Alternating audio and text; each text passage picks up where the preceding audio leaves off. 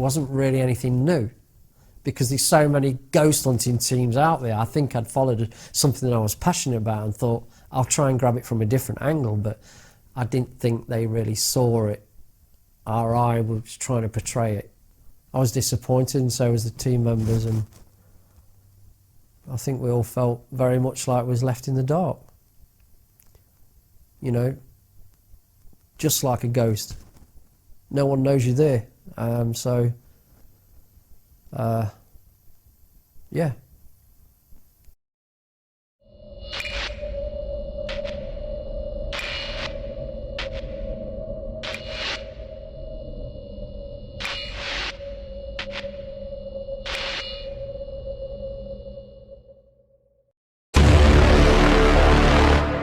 From a very young age, I've been sensitive to spirits.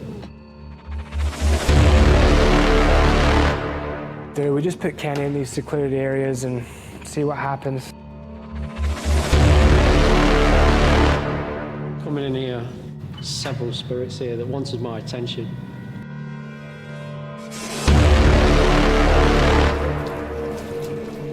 But this is why we're here today.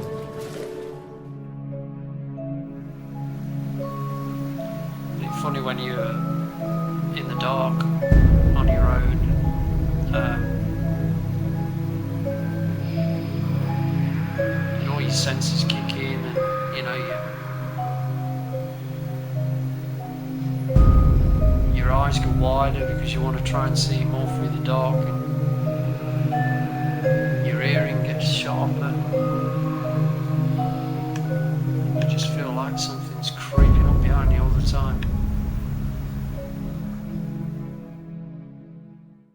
I like the idea of taking tools that can detect ghosts and really seeing, you know, if I can show to the public what I see, hear and feel myself.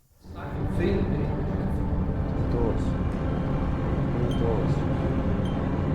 There's so many shows out there that I feel aren't true, and it's done to kind of entertain the audience who's watching it. But I thought I'd be trying to be different and show them something that really is happening, and it really is. If you want to say spirit or ghost, it really is, you know, something from the other side. We're hearing noises here, we're hearing noises in the bar over there, we're hearing noises at the back of this bar over there. It's insane. I think we're stirring him up. Yeah, look, this is, I can't make that. I met Martin, and immediately, he's a cool guy. I really like Martin. He's very unique, and I really like unique people in general. He's not afraid to kind of stand out and be kind of just himself. I'm a very skeptical person, so while I don't necessarily, you know, believe all the stuff that he does, you know, I really appreciate the fact that he kind of says it. I think that's great. I think that's really cool. That's something that I like in a person, just to be able to say something. There's a pressure in my head. You know, walking through the room, there's like a vice on my head, and that tells me there's trauma, something traumatic. He's like one of my friends. He kind of has this kind of little bit of an imposing look.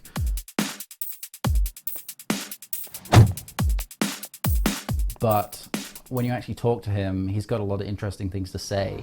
You know, the whole idea of doing this, which really excites me, and I know Gary's all for this too, is getting odd, like facts. So you'll be using scientific methods of capturing phenomena, whether it's a voice or apparition. So we've got the tools to capture that and to show the viewer and hopefully prove that what we've got was really there and really happening. Because who's going to listen to somebody who tells them that it's there? I think, you know, the best way to go about it is to use the right method, which is a scientific way of doing it.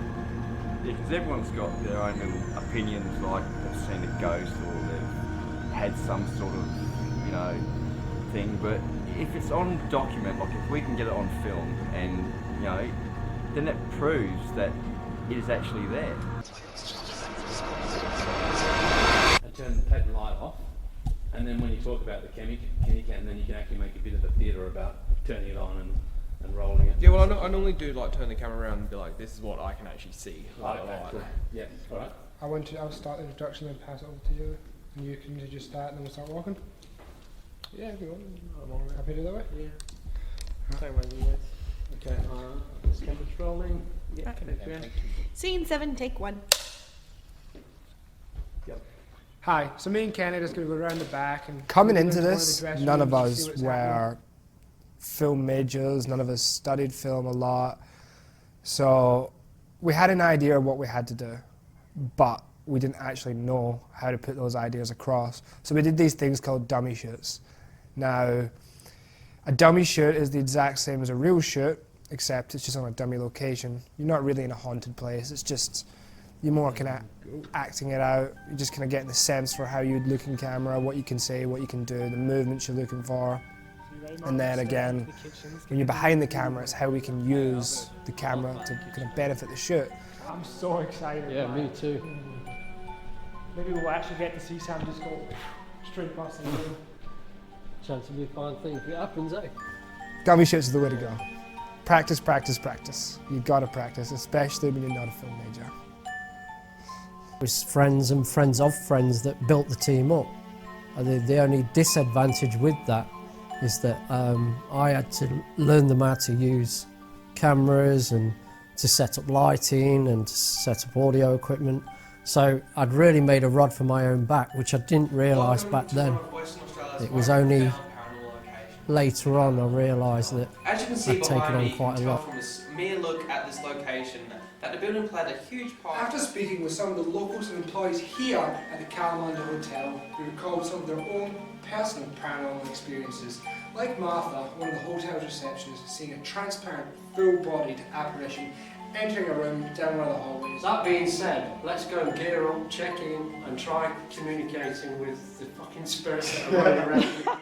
So some of the best times we had would have definitely been on dummy shoots. I mean, just one that comes to head, we were on location, and by this point, it's probably 3, 4 in the morning. We've been filming all night, and we've hit a bit of a wall.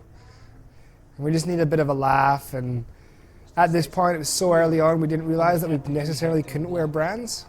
So we had tape all over us, trying to cover our brands up, and it was just a nightmare at that point. And I just started talking in funny voices, and everybody just kept being serious. And I just kept talking in these funny voices, and it just turned into us all laughing. By the end of the shoot, we were all crying, and it was that little like revamp we all needed to just get the night back on track, and it was awesome. It wasn't a good place. Like, Martin, what's your opinion on it? Well, to be honest, Corey, my opinion is we've got the team, we've got the tools. I think we should just get in there and make contact with the kids that stayed on behind. What do you say, Gary? Yeah, mate, I'm game. Let's get in there, eh? Let's do it, man. Let's go. The dummy shoots were a necessity. We really need to get the team together in a similar environment to what we'd be filming an episode in a real haunted place. These places was presumed not to be haunted, whether there was or not. They were just training grounds. So we'd hire an old building, and we'd have the free run of the place, and we'd break up into teams, and we'd all play our part. You know, I would work together as lead investigators and team members, and you know, the camera crew and the sound and the lighting, and we'd see how we worked with each other. In the early days, it's very hit and miss. We was tripping over cables we'd laid, and you know, nearly knocking cameras over and spilling drinks on ourselves, and you know, was standing on each other's toes. But on top of that, we also had a laugh and a giggle. But when you're doing a dummy shoot, you've got literally a couple of 3 or 4 hours to get everything wrapped up. So it's just a taste, a flavour of what the real thing was like. But we learned so much in a dummy shoot that was so important, and we got a buzz out of it as well. We'd actually felt like we'd done a proper shoot, but you know, it was just fun to do and essential, you know, for learning. Is there any way of like moving it at an angle? Because it's like just cut out the top. That top bit? Let's zoom in. No. What are you trying to do? Like have it at an angle because it's just like half a face, like nose. Oh, you want to go up? Yeah. Just move the harness a bit. Oh, yeah, the harness and adjustment thing I looked in. No? Oh, yeah. It's on top of the screen now. I can't read that book, yeah. I reckon it's too small for me. One of the best memories I had as well was definitely on location with Gary and Kenny. So I think I was out recording with Kenny and I was the cameraman. Not even kidding. And I was just kind of standing watching Kenny. And all of a sudden this chair moves. We're not particularly in anywhere I would class as haunted. It was a dummy shoot. And it didn't click over to me like, nah, this can't be real. I set up some fishing line with a bar stool and you couldn't see it. So when we got Kenny into the room, I moved the bar stool with a fishing line and he really crapped himself. And it moved again. By this point, Kenny's jumping. Kenny's jumping out the way. I try and step back a little bit so I can get Kenny and the stool in shot. By this point, the chair slides along the floor. Kenny squeals and starts like running behind me.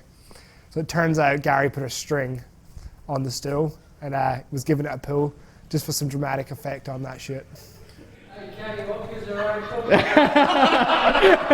In all fairness though, I think it's like the guys' way of getting me back a lot, because obviously I'll mess around with them a lot, so, you know, fair to them, they had a good shot. Wasn't the best, but, you know, I got them back, I always do. Oh Mandy, you came and you found me a turkey. I'm the joker of the group. I like to keep the atmosphere high and happy. So, would be there, everyone would be tired, because obviously they're all old. So, everyone's old but me. So I've got to be like, guys, come on, let's get cheerful, be happy. So I play some pranks on them, just like mess around. So we had a good time on rehearsals, like on the dummy shoots. And at the same time, we still had a lot going on. So yeah, like it was a good time. Like the dummy shoots were good. Like we got out as a team. We bonded really well in the dummy shoots. Are you serious? I'm dead serious, that was not me.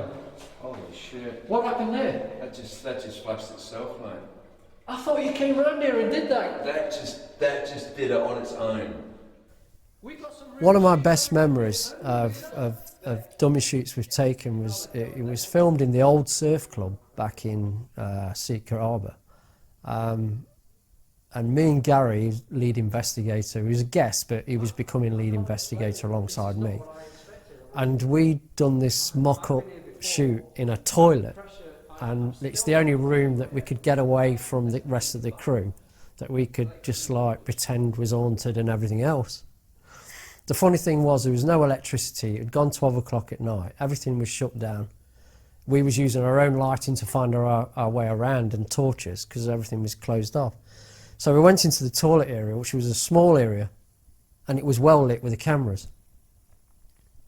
And as we was acting out our lines and, you know, I say acting, we won't be acting on the real thing, you know, it's just that me and Gary are trying to gel as two lead investigators. Well, while we was doing this, the toilet kept flushing. There's like a system that just keeps flushing. But it was so random, so, I can't think of the other word, sporadic. You know, it was just, we couldn't understand why we kept doing it. I mean, we checked sensors in there and they're not on, nothing was on. But every time me and Gary was talking about something, they went off. And I personally found it funny because it brought a bit of humour to the night. Plus it made us think, is this place haunted? And out of all the places, the toilet. So, yeah, that's one of my better memories. It was, yeah, it's great. No, this. It's got to. Yeah, but we're not moving. Look, we've been here. The sensor that will kick off. Yeah.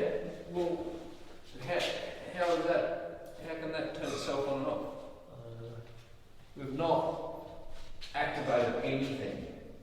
There's no upstairs. So how's that happening? Plus, it's midnight. The place is shut down. Everything's off. Some of the shoots, we're going till 2, 3 o'clock in the morning, sometimes till morning. So at the end of the day, the end of the night, it's pretty tiring, and we're all tired, and we want to go home, and we're excited to see what we've got on film and on the apparatuses that we've set up. So it gets a bit daunting and a bit tiring, but it is worth it.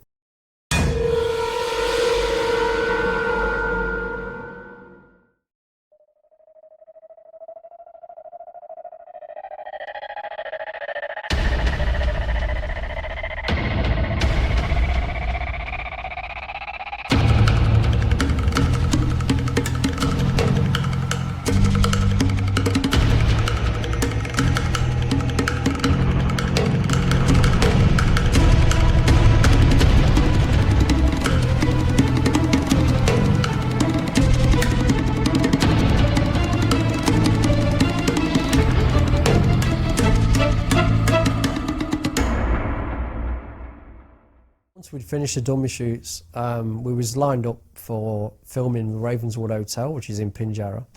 It goes back many years. It's got a big history of changing from like a farmhouse and then going through stages, which is to this day a restaurant, and it's very popular, a very well-known restaurant. She was happy for us to have a walk through, see what we think, and if we wanted to film there. So I went down there and I had to kind of switch on my spiritual way of thinking, which is, once I'm in the mode, I'm pretty on board with it. And we walked through, and she was saying, there's a barmaid here that gets her hair pulled, and there's a shadow been seen here, and there's an heavy feeling in the up top of the stairs in the old cottage, and so forth. So there was a lot of information already telling me that, there's something going off there. We was walking through the dining, which is now the dining area, which used to be like a backyard or grounds to the old cottage. And I was walking through, and the owner had walked off in front with Brandon, who's the director at the time. Them two were talking, and this spirit, this young girl, comes skipping through this doorway and straight up to me and just stood outside of me. I'm going all goosey now. And she stood outside of me, and I looked at her, and she was only young, and she didn't move her mouth, but she said to me, I could hear quite plainly, I'm 14. I'm 14. And so I stopped and I shouted the owner, which he'd walked off 3 or 4 paces in front. I says, there's a young girl here, and she looked back and she's frowning, and I says, there's a spirit here, a young girl, and she's got her hair long flowing, it's tied back, and she's got these really old-fashioned clothes on. It's funny when you're looking at spirit, it's not like when you're looking at a human being. When you look into the eyes of spirit, you see them as everything. You can look behind them. You've only got to think that, what do they look like from behind? You can see that. You can look at their shoes without looking at shoes. You're given all this information by looking through their eyes. It's momentarily, it's just there. Anyway, she said she was 14 and that she died here on the grounds. So I told the owner, and the owner says, no, there's nobody here. I've never heard that story before. And she just walked off pretty uninterested, to be honest. So after this walkthrough, which me and Brandon, was given a lot more information on the spirits there. I'd actually picked up at least 6 or 7 spirits within that place. So I thought, yes, we're definitely filming here. We're definitely going to do it. And later on down the line, I had to do a bit of research to find out this young girl who said she was 14. And unbelievable information had come forward from going through libraries, and I found out that a 14-year-old girl had drowned in the river in front of Ravenswood Hotel. And to my amazement, there was also a photograph of her headstone with her age on it and a name, which I won't mention, and a name on there. And even to this day, even though I've seen an air spirit all my life, I'm still taken back by that.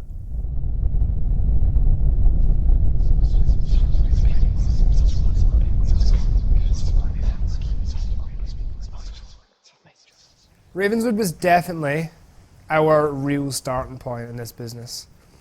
It was where we first kind of gelled together. It's where we first really put something forward that we were really proud of. We split the shoot up. We did a day shoot the week before, which was all the like introduction and of the place and giving the viewer a good idea what's going off and stuff like that.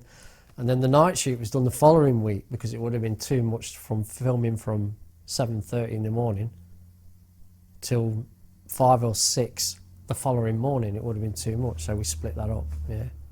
The actual setup took hours. So, you know, if we wanted to do a 2-hour shoot, we had to set up for 4 hours. So it was putting cameras, this, that, setting stuff up, running tapes, running wires, which was really, it's not easy to do, just to get 10 minutes of actual footage. So that was a little bit hard, but I didn't mind it. Like, you know, we'd trip over a few cables here and there and you know, pull out a camera accidentally, but these things happen.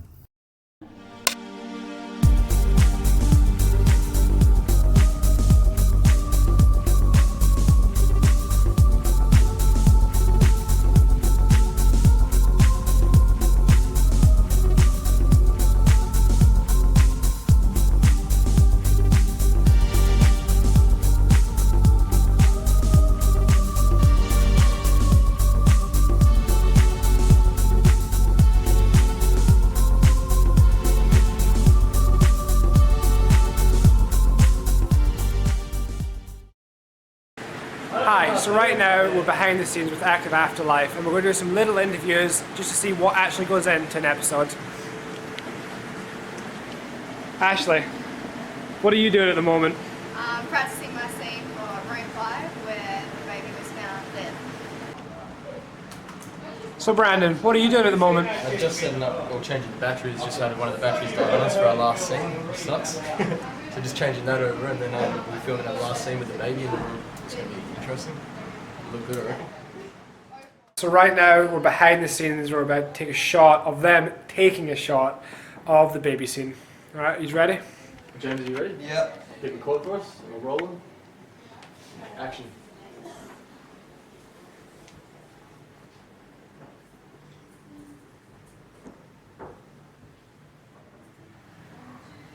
Keep going.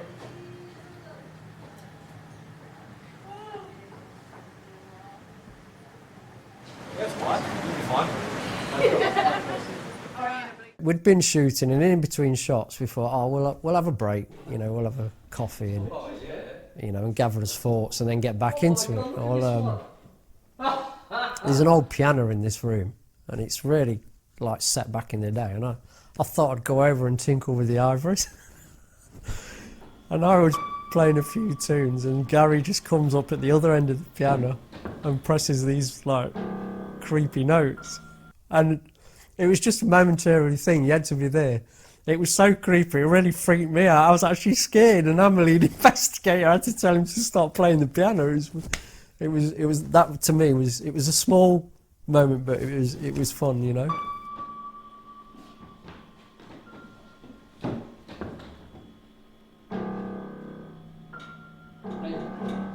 Stop that shit, you're scaring me.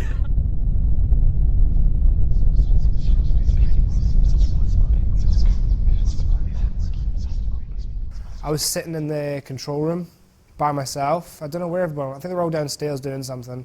I was just kind of looking over the system, making sure everything was running. And then I had a microphone beside me that was linked to a room about 3 doors down. I'm sitting there and I start hearing this baby cry. I don't think too much of it. I was kind of looking around, I'm like, where's that coming from? And it was at that point I realized it was coming from the mic.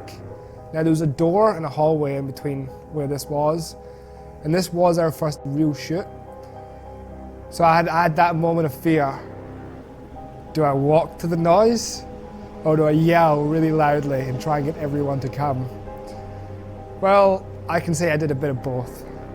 Took me, I would say there'd be an edited 15 seconds out of that of me standing there like, no, yeah, before I finally stood up and started walking towards the room, slowly yelling, hello? Anybody there? Martin, come back. We're going to leave you here with Kenny.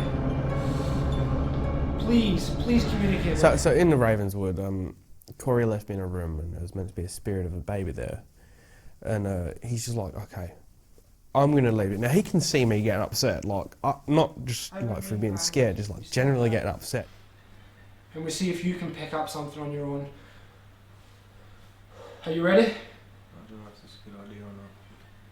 Come on, Kenny. We're going to leave you here with Kenny. Please communicate with him. And so I'm just sitting there like, you're an idiot, eh? Like, why do you do this to me? Everywhere we go, you just walk off. Good luck, Kenny. Enjoy yourself. I sat in there for I think about 10-15 minutes maybe, and I was like, okay, can we just get me out of here now? And yeah, it was a weird feeling. It was sad. It was like emotional. Like I just feel really depressed, and my chest is closing up on me and everything. It's just I need to get out of here. I can't be in here much longer. I think the biggest upset for me was on the Ravenswood shoot is that we ran out of time. That, you know, we only had till 5 in the morning, then it's sunlight, and we got till 5 in the morning and the sun was coming up and we actually hadn't finished shooting. And it was hard to kind of keep the sunlight from coming into the building. And we got to Ravo with so many technical problems once we got there that we actually ran the shoot long. And what we did is we missed a lot of things that we needed to shoot. The sun came up and, you know, we're a nighttime program, we can't shoot in the day. So we lost shots. We also discovered that some of the actors in front of camera didn't have their audio equipment switched on, or their lapel mic had dropped out, or so we lost out on sound, so we couldn't use them shots. So what that done for us, I didn't quite realise at the time, there was so much going on, I was trying to pack down, but a couple of days later when I was talking to Martin again, we didn't have a shoot. We put all this effort in and tried that hard, and basically what happened was we just missed it. We missed our opportunity. I realised that we'd done a whole shoot and we wasn't able to retrieve it. This upset a lot of team members, it upset me, and I think I just forget it. I'm not, you know, I gave up. I suppose I stood back, and other team members decided that nah, I'm not going through this again. It was, you know, it was hard on everyone involved, not just me, you know. So the team basically split up. There was a few that was left on board, but it wasn't enough, you know, to actually move on. So we left it at that. All that time spent, you know?